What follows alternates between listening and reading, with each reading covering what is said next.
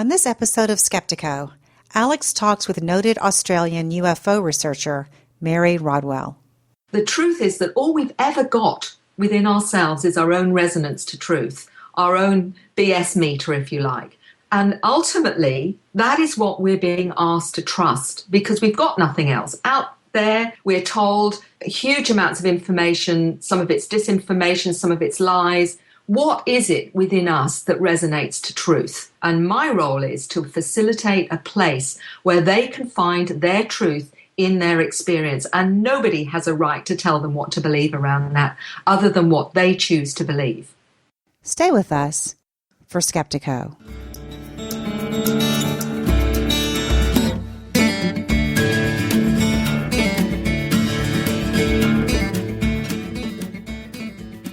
Welcome to Skeptico, where we explore controversial science with leading researchers, thinkers, and their critics. I'm your host, Alex Tsakiris, and on this episode, we're going to dive into a very controversial topic relating to the connection between extended human consciousness, near-death experiences, out-of-body experiences, spiritually transformative experiences that we talk so much about on this show, and those who report contact with alien intelligence, alien consciousness.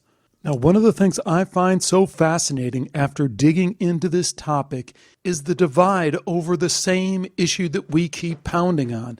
That is mind equal brain, i.e. extended human consciousness. Because what you're going to find in this show and the ones that follow is a major schism in the UFO community between those folks who are holding on to this biological robot notion. Now, they don't say it like that. They probably haven't even internalized it completely. But as soon as you start talking about spiritual experiences, they're out the door. So our guest today, Mary Rodwell, hypnotherapist, counselor, UFO and abductee researcher in Australia, is certainly controversial. If you have a hard time approaching this topic in the first place, you're going to have an extra hard time listening to what Mary Rodwell has discovered in her over 2,000 hypnotherapy sessions with folks who are dealing with the trauma of alien contact. This phenomena is challenging, but it cannot be overlooked if we're going to open ourselves up to all the possibilities and the mysteries of extended human consciousness. This is definitely one of the areas we need to look at.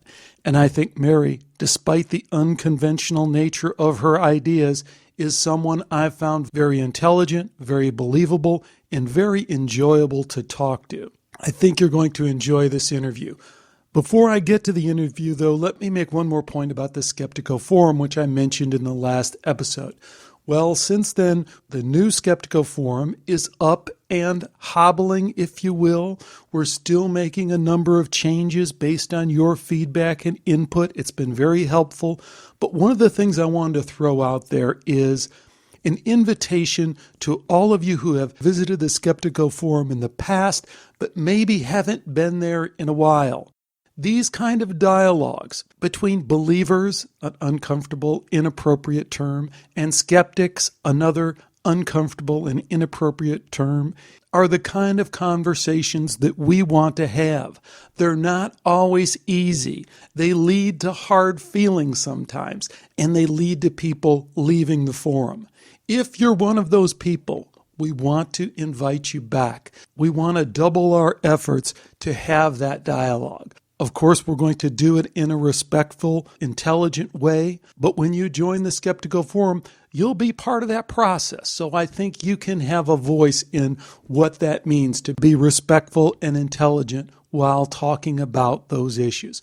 But I do want to encourage you to pop over there and check it out and then help us grow that into the kind of experience that we all want to have when we engage in dialogue on these topics.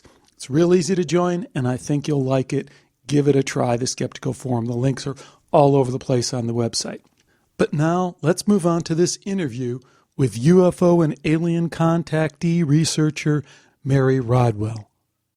Today we welcome Mary Rodwell to Skeptico. Mary's a professional counselor and hypnotherapist, as well as being one of Australia's best-known and most highly regarded UFO researchers. Mary is the founder of the Australian Close Encounter Resource Network, ACERN, where she helps those dealing with the aftermath of alien contact experience. Mary, welcome to Skeptiko. Thanks so much for joining me. It's a pleasure, Alex. Well, it's a big pleasure for me.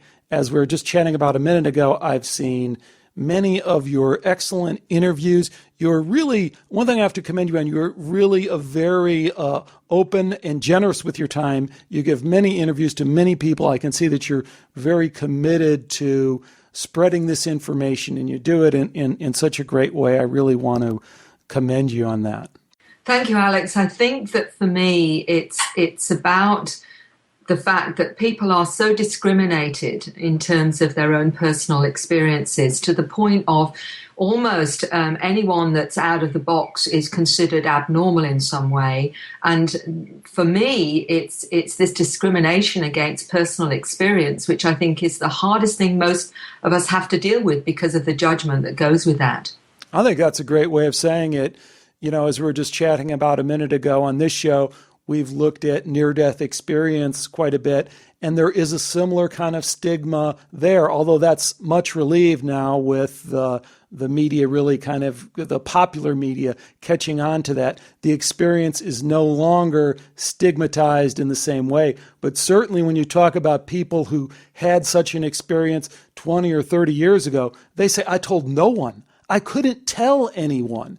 And that certainly is a situation that you're familiar with when we talk about close encounter, alien contact experiences. I'll tell you what, before I get too far along, for folks who are less familiar with your work, can you tell us a little bit about yourself and how you got started doing this work?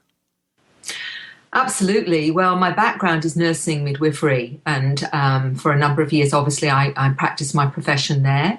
But I went into professional counselling about 25 to 30 years ago, and I've done the whole gamut from relationship counselling to grief and bereavement to the whole range of what we call the more accepted normal human experiences. But it was about 17 or 18 years ago, I was in private practice, and a gentleman came to me and he said, I've heard you're open-minded. And he said, for this, there's no support groups. For this, people just think you're a loony. And he said, I'm having experiences, my family is, the children. He said, I feel like I'm being taken somewhere. I wake up with marks on my body, shaved areas. He said, the relatives won't even come to the house because they think it's demons. And he said, and my partner is freaked out. Can you help? And it was that scenario that brought me into this. And I was grateful for, as synchronicities would have it, I'm one of these people that has always read anything that's unusual. If it's weird and wonderful, I've read about it. I've got a book on it. If it's something weird, I've got a book on it, Unfortunately, because of that, I've always been more open to the mysteries, as I call them in life. And one of these, fortunately, I'd read 2 books prior to this, only a few months prior. And one was Dr. John Mack, who is the former professor of psychiatry at Harvard University, who wrote Abductions, Human Encounters with Aliens, and also Communion, which Whitley Strieber's book, who again wrote about his own personal encounters. Fortunately, I had read those. And so when this gentleman came to me, I was intrigued. He was obviously very grounded. He was very articulate. It was, to me, there was no question that this was happening to him in the way that he described it. I was doing advanced counselling at the time at the Wasley Institute, and I actually took him as a case study, which I felt very brave to do because I thought they're going to think Mary's lost the plot, as they say in Australia. But what was interesting was there was a uniting minister, there was social workers and a whole range of professionals. And when I presented his case, I thought they were all going to say, well, Mary, he obviously needs to see a psychiatrist or whatever.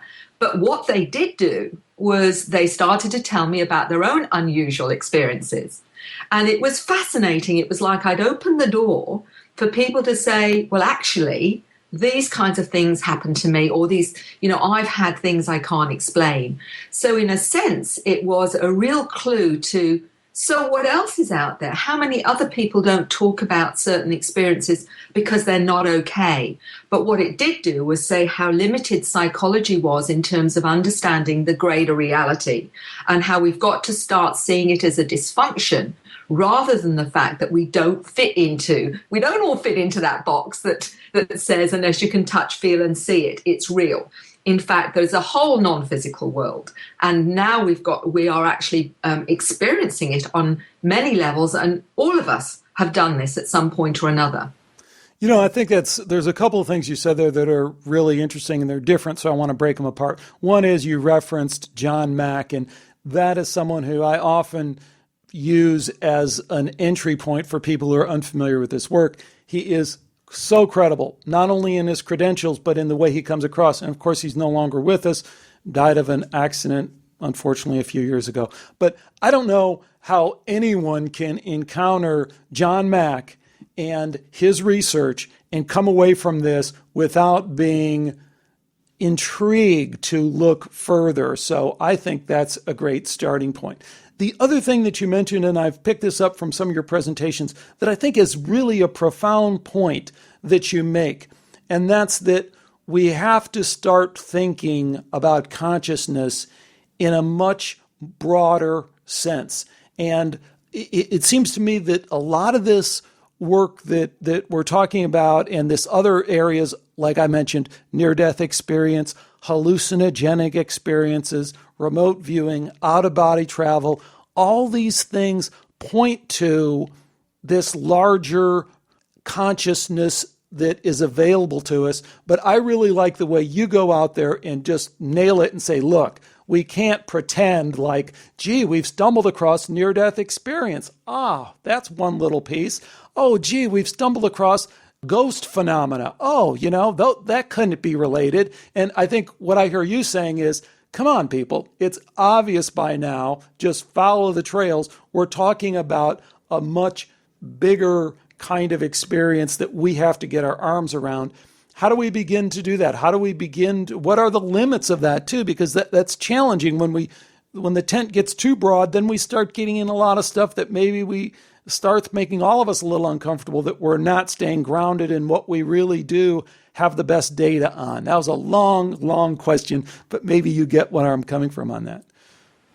I think everything you're saying, Alex, is absolutely right. What I've found as I've gone down, as I call it, the rabbit hole, the more you go down the rabbit hole, you realize how little we know about reality. And the truth is that all of us have experiences out of the box. The feeling like someone's going to ring, the knowing that it's not a good day to do a certain thing, and then you have that confirmed. Don't get on that plane, and then the plane crashes, right? That's right. Those feelings and knowings that we get that we can't quantify with our left brain, but 9 times out of 10 are accurate. Totally accurate. And we dismiss them because we can't quantify them through our left brain. But the truth is that is another part of us, which I call our consciousness, that is way beyond our physical container, that gives us information if we listen to it. And that's what, people who are psychic are doing, is they're honoring that other part of them that perceives things out of the box. I mean, I meet people all the time that say, Mary, I see energies around people. I see colors around people. They may say, when somebody's sick, I know what it is. I can feel what's going on for them. Others, as we know, clairvoyants that see spirits, or those that see orbs flowing around, that we get on cameras now and what have you. So is this all an aberration of our reality, or is it in fact these people telling us more about what our multidimensional reality is? Because it isn't a third dimensional reality. We know now that a lot of these things can even be understood through quantum mechanics or quantum science, where, we're being told the possibility of dimensions and parallel universes and the expanding universe. So all of this, in a way, is the new science, is actually qualifying how we work in this kind of a way where we can tap into consciousness itself and we're getting the clues from science itself, and this is what people don't get always, is that we're still, those in the old paradigm that's saying unless you can touch and feel it, it's real. My answer is, okay, so love is real. Tell me what form it takes. Tell me what color it is. Tell me how you know it's there. And they say, but I just know. Exactly. So, and all these things really are saying the same thing. Boy, I mean, that's a topic we've talked about a lot. I mean, there's actually another layer to materialistic science that insists that everything should be measured. And the other layer is really it's been falsified by the best science that we have, suggests that that's not really the way it is. And then I think that quickly gets into, well, why are things the way they are? Why do paradigms remain even after they've been falsified? And that's a whole other topic. So, Mary, a few months ago, we had an opportunity to talk with Dr. Janet Colley, and she's a clinical therapist. You might know her in the Seattle area of the U.S., and she's done a lot of work with people who claim an alien encounter that's caused trauma in their life. They come and see her as a therapist, and she's come to a lot of the same conclusions you have. In particular, that essentially the core of these experiences, these alien contact experiences, we can only dance around that so much. At some point, we have to say, that's what we're talking about here, folks. And we are, as uncomfortable as that is for some people to really grasp. I think as anyone who's dug into this, and as we're alluding to, if you really dip into the research, there's a reality to it that is hard to look away from. The data is just so overwhelming that this is really happening. But I digress there for a minute. Dr. Colley comes to the conclusion, as you do, that these are essentially sacred encounters, spiritually transformative experiences. One of the things I was really hoping we could do, and I don't know if we can do it completely in this interview, but I almost want to set it up as something that if we find a way down the road to engage in this as a project, and that is to juxtapose the sacred alien encounter with the other major alien encounter paradigm that's out there, and that is from Bud Hopkins, deceased, and his research partner, who is very active, very much alive, and very highly respected, and that's Dr. David Jacobs, formerly of Temple University, historian, but someone who's done a lot of research in this area. I've corresponded with him. We're setting up an interview with him. And of course, his conclusion is very different. His conclusion is that these are not sacred encounters. And to the extent that we perceive them to be sacred encounters, we have to be very careful that we're not being deceived and that there is a much more malevolent agenda at foot with these encounters. So that's a huge area. Let's begin to kind of pull that apart. And as much as you're comfortable doing so, tell me your big level picture of what's the difference there and where you think the evidence stacks up. That's a big one. And for me, the trouble is that it's so complex and so multi-layered. It really depends on what level that you're exploring this.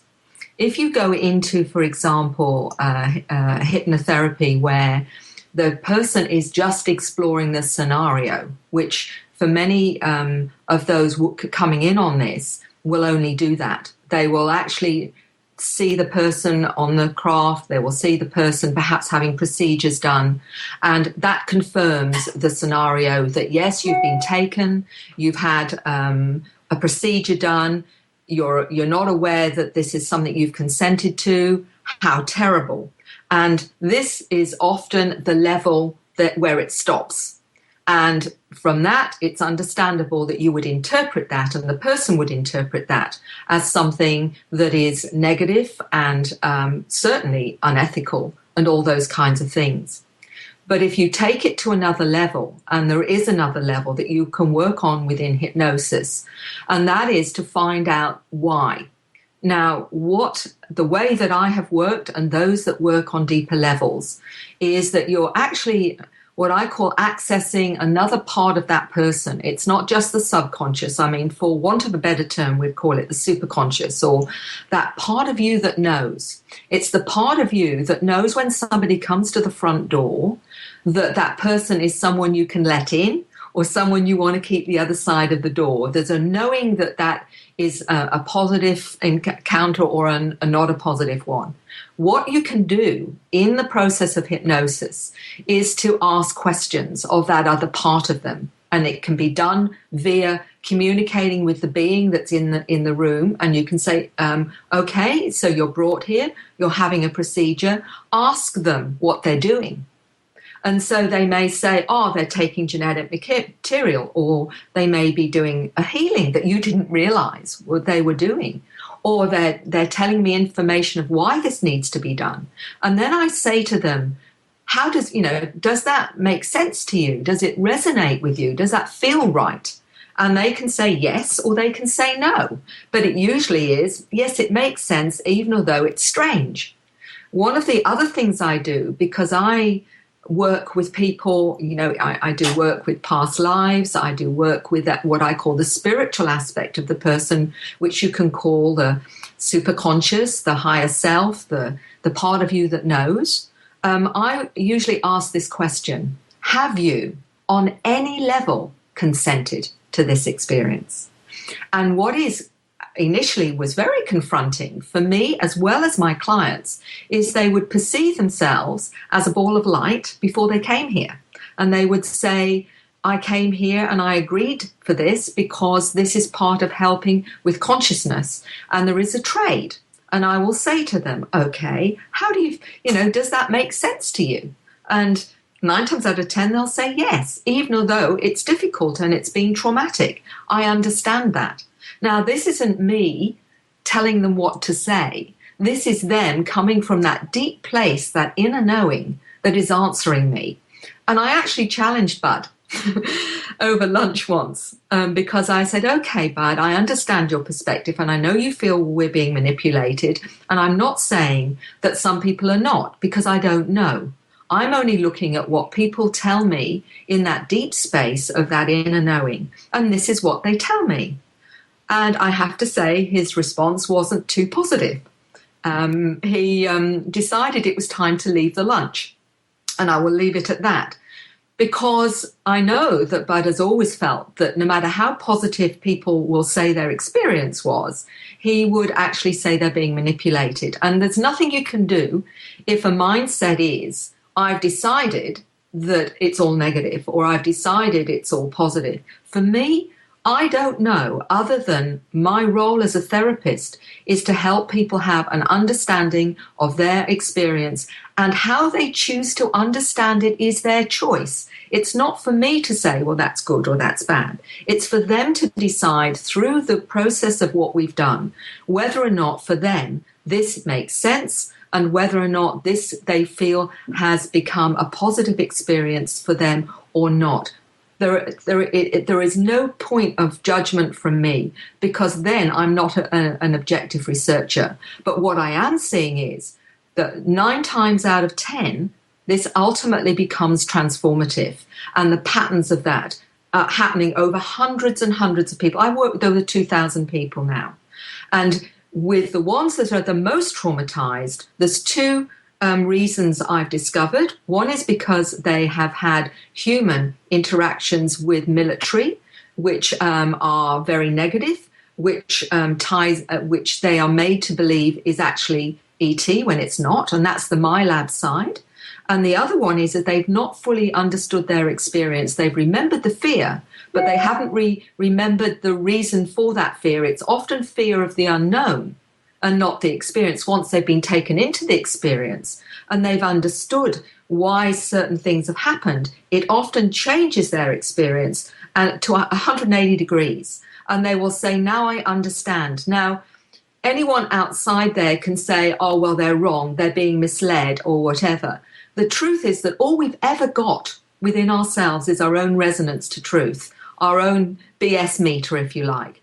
And ultimately, that is what we're being asked to trust, because we've got nothing else out there. We're told huge amounts of information, some of it's disinformation, some of it's lies. What is it within us that resonates to truth?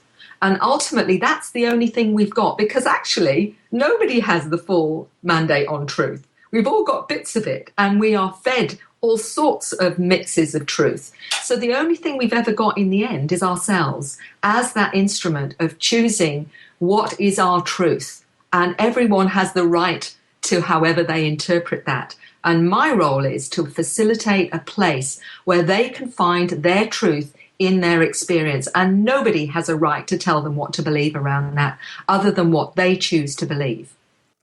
I really, really appreciate a lot of things you're saying there. I think it's fantastic. I wanted to pick up on a couple of them and get your thoughts. One is you said that I think we cannot necessarily put too much emphasis on the trauma. And that may not sound right, but I guess I'd relate it to the shamanic experience that we know about through cultures. And it's often a very traumatic experience. And it's even understood to be a traumatic experience. You know, you don't choose to go through that, but you go through it and it's kind of for your own good. Now, there's some folks that would not be inclined to go there and think that that might be a little bit too generous in terms of ascribing those kind of motives to this contact experience. What do you think about that? I think it depends on what level that you're looking at your life. Let's face it, there are lots of things that happen in our lives that seem unfair. And if you look at it from the standard viewpoint is why, they'll say to you, well, why does this always happen to me? Why did I have such a terrible childhood when other people have lovely childhoods? And, we could look at how life is unfair for so many people that are starving in Africa and what have you. And it makes no sense. Why do some people have a beautiful life and others have a traumatic one? Well, it's the big question. And the only answers that I got by working with people on deeper levels and by working with people that were looking beyond the norm was that I've come to believe that we are on a soul journey, that we have chosen, if you like, certain experiences in our lives that enable us as a soul to grow. And for each one of them, it's different. For some of us, it will be perhaps experiencing limits, starving in Africa or whatever. For some of us, it may be learning about compassion or learning about non-judgment or whatever. And so we set up, I believe, as a soul, the life journey that we choose this time. And the reason that I feel that's correct is that I've worked with many people in what's known as in-between lives, where they leave one lifetime and they choose the next one. They choose their parents, their siblings, etc. And so you'd say, well, why would you choose such extraordinarily traumatic kinds of experiences? And some of them say, because that's the greatest growth. That's when we learn more about ourselves. And we also, through that experience, can help others through that experience. So where is they ask, and I've asked this, well, where's the free will then in that, other than our soul has chosen that? And the free will is in our attitude to it. Do we see our difficult experiences as victims, or do we say, through that experience, I gained so much insight into compassion or into empathy or into how I cannot judge anymore. So as a counselor and as a therapist, I'm always with someone offering them a chance for a different perspective on whatever's happened so that they can let it go and heal. And this is the same thing, again, is that I do believe that not all people that have these experiences are traumatized. Only about 30% are traumatized, 70% are not. They're more traumatized by being on a planet that is barbaric, primitive. They say, I don't like it here. I know I've got something to do. My interaction with the beings is totally loving. They're my family, and I feel like I've been dumped on this very primitive planet. Now, that's about 60 to 70% of those that contact me, and the other 30% may be traumatized. And I believe that, like Janet does, that this is for some a modern-day shamanic experience where they are asked to transcend their fears and go to a new place of awareness and understanding, which the shaman has to do. He has to, or she has to transcend their fears to go into and experience other realms. And if they haven't overcome their human fears, they can't operate in a multidimensional reality, which is where I feel we're going as a species. Now, Mary, do you think that perhaps this is why Hopkins and Jacobs have gotten a different message, and that is that I think they're coming at this from a humanist, non-spiritual, kind of academic, there's only this kind of existence perspective. Do you think that worldview is maybe shaping a little bit what they're getting? I do feel that. I feel simply because if you don't take in the spiritual component, you're missing the most vital part of who we are. Most people acknowledge that we are not just a physical container, that we are spirit, and the spirit is our consciousness, and it's our consciousness that animates our physical body and drives the journey on this planet. But that isn't, as I said, all of who we are. We are here, spirit, souls, having a human journey, and we've chosen our container for that journey because we can't just be light here. We have to have some density. And until you go to that point, everything is about what's being done to you rather than actually taking part in the fact that you may actually be the pilot of your own journey, even if at the moment you don't always remember that particular fact. And that's part of the awakening for us to realize that we are actually pilots in our own journey and that we are part of what we create as ways of the soul gaining information and experience. And that's how it makes sense to people. Okay, but let's look at this through another lens, because I'm inclined to agree with you on Hopkins and Jacobs, and that I think they've brought a lot of valuable insights to this. They've been pioneers. And I really look forward to fully exploring Dr. Jacobs' perspective on this and giving him a fair shot at it, because I really do respect and admire his work. But let's say I'm with you on the fact that if you are predisposed to not look at or downplay the spiritual aspect of this, you might get a different look at it. But let's switch over for a minute. I want to talk about it from a transformative spiritual experience perspective, right? So I told you I've worked a lot with the NDE researchers and trying to understand what's going on there, the reality of the phenomena, I think, which at this point is just firmly established. Anyone who doesn't think that's a reality just doesn't know the data, hasn't done the research. But the second part of it, which is more challenging, and it's the kind of stuff we're talking about here, is what does this mean? What can we really understand from these accounts? And I don't want to go too far with that because I think that's dangerous. It is like the alien encounter accounts. They kind of quickly go in a million different directions, and it's hard to find some central themes. But if I was going to compare the central themes and ideas from the near-death experience to the alien abduction experience, there's some issues there, or some unresolvable for me issues. In the near-death experience, there isn't any trauma, really. There isn't the kind of trauma we're talking about here. There isn't the deception at all, and we have to acknowledge that there is a deception in the alien encounter. There's this mind control thing, there's this forgetting thing, and I don't remember any of it, and then 6 months later I see something on TV and it triggers me, and I'm in falling apart because I saw it. There's none of that. And there also isn't the technological component of it, which is so intriguing about the alien encounter. I mean, there's a lot of technology with that too.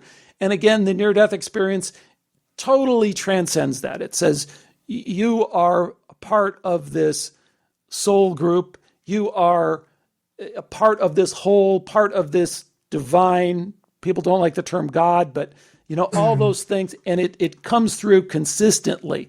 What do you make of the differences between some of these other spiritually transformative experiences like near-death experience and the differences between that and the alien encounter experience? Again, I think one of the things, Alex, that I needed to do was look at the patterns of the whole thing to do with contact, as I call it, from what appears to be the abductions to those that say, actually, no, I've never experienced that. I've only experienced loving encounters. So first of all, then why is that? Why do we have some that are traumatized and we have some that are not? Again, I go back to the soul journey. There is a purpose behind some experiencing the more traumatic one because it forces them to look at things in a new way. And there is a process. But what does happen with whether it's the traumatic or it's not non-traumatic is it's transformative. And when people say to me, well, how do you know whether it's good or bad and what have you? I said, look, I can only go on what ultimately happens through this experience. Just like you say, is an apple tree a good apple tree? Well, the apples are great apples to eat and whatever. And the apples in this ultimately seem to be transformative, that people have heightened awareness. They become more aware of a greater reality. Many of them turn away from materialistic values. They change their diet. Many of them become healers. They become more sensitive in terms of the world around them. They literally change in dramatic ways. Now, you could say, well, is that a good thing or a bad thing? Well, let's face it, so far from what I'm seeing is that they feel more connected to everything.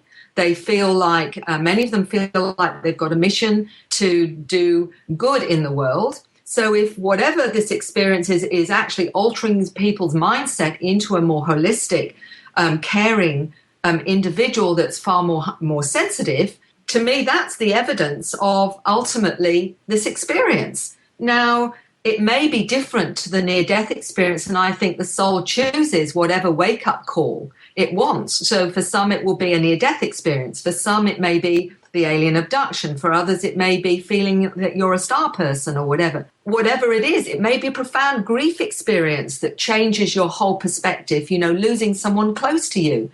We all choose our flag that says wake up. And so it's not really about comparing, oranges and apples, other than the fact that all of it is transformative. And we all choose a different vehicle for that. For some, we need to be slapped across the chops a bit before we get it, because that's the nature of the soul, that's saying, I need a really rough one because the other ways I'm not going to take any notice or whatever. So again, I see it as what's really interesting is those that believe something really negative has happened, for example, to them. When I've taken them into the experience, what they've discovered was nothing like what they believed. They will say, I felt I was being taken over. And when I've actually taken them to that point and saying, are you being taken over? And they'll say, well, no, actually, they're giving me information. So we come from fear, we think the worst, and we don't always know exactly what it is until we've gone into that. And this is what's blown me away, because I thought, I've worked with people with trauma. I thought, I'm dealing with people with trauma. They're having this terrible experience. Some of these beings are coming and doing all these awful things. But what I found was there are certainly some self-serving ones, I suspect. But on the whole, it seemed to be actually so much more than that. And that is what has, I can only look at the patterns. I can only look at the data. That is my research. It's not me wanting one outcome or another. I can't do that because I don't know what I don't know. So all I can do is look at the patterns and see the outcome. And the outcome primarily appears to be a totally transformed individual, no matter what the journey was to that point. Mary, you work with folks all over the world.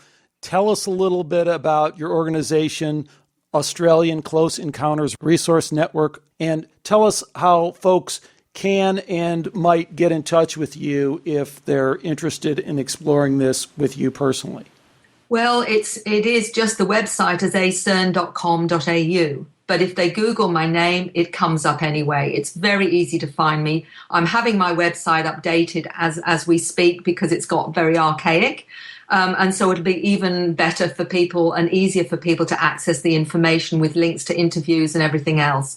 But it's really, really easy. acern.com.au. You've done some fabulous work on this. We've spent almost an hour here on this Skype call, so I want to wrap it up, but I definitely want to leave open the possibility that we can reconnect. In particular, I'd love to have you back on after I talk to Dr. Jacobs. And the real plan I have in the back of my mind is to see if there's some way we couldn't do some kind of collaborative effort between these two camps to try and move this forward, because I really feel that there are a lot of people out there that want to come along on this journey. They're open-minded enough not to dismiss it out of hand, but they're still skeptical. They don't directly have an experience with this, and they really want to see someone hash this stuff out in an intelligent way. So is that something you think you might be interested in joining me in? I would love that, because there's one thing that anyone with a different view can do is actually say, well, I don't want to hear anymore, and decide to leave the lunch. So I'm totally happy to do that. Awesome. Well, Mary, it's been great having you on. Thanks again so much for joining me. It's an absolute pleasure, Alex.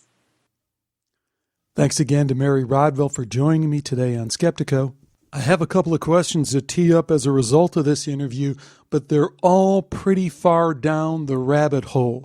I'm really not that interested in the debunking-oriented questions on this one, mainly because what we're really trying to hone in on is this big divide in the UFO community between the David Jacobs and Bud Hopkins camp, if you will, and the John Mack, Mary Rodwell, Janet Colley, former guest on Skeptiko camp. So we have one group of people saying that alien abduction is an abduction. It's a crime. It's a violation of human rights. And to the extent that we're led to believe it's anything else, that's part of a mind control aspect of the experience. And on the other hand, as you just heard, we have folks like Mary Rodwell saying, no, it's a transformative spiritual experience. It may be a hard one. It may be a rough shamanic initiation, but that's how we need to think of these experiences. So the question is, where do you come down on those two camps? Let me hear from you. The place, of course, to do it, as I mentioned in the beginning of the show, is in the Skeptiko forum, which you can get to from the Skeptiko website at skeptiko.com. If you're not already a subscriber to the show, we have a subscribe link where you can get an email update when a new show is released. There's also, of course, an iTunes subscription button there on the website, and you can subscribe that way as well.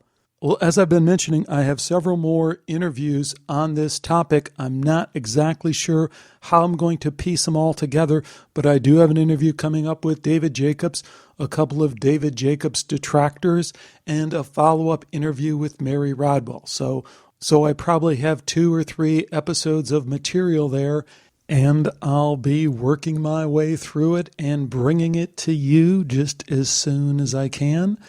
Do stay with me for all of that. But for now, as always, take care and bye for now.